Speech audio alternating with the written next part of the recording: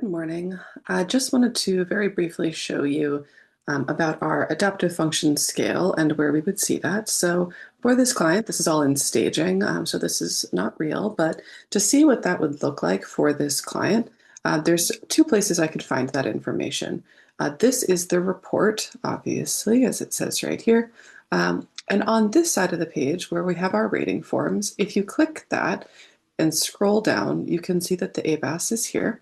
And this gives you sort of a general overview of what these scores are.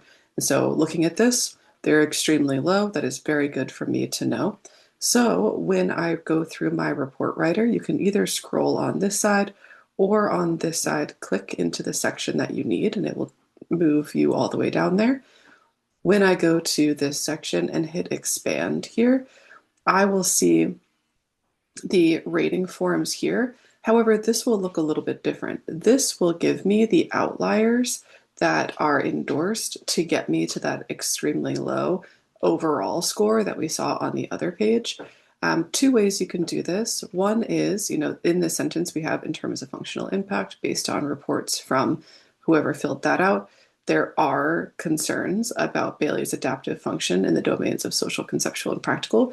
I could just leave that there. But if there are things that are standout from this section that the client also noted, so difficulties driving for somebody, that's extremely low, difficulties driving, difficulties managing money, things like, the more activities of daily living, things like repeating stories correctly or starting topics of interest, starting conversations about topics of interest can kind of go either way because those are things that we address in the interview too.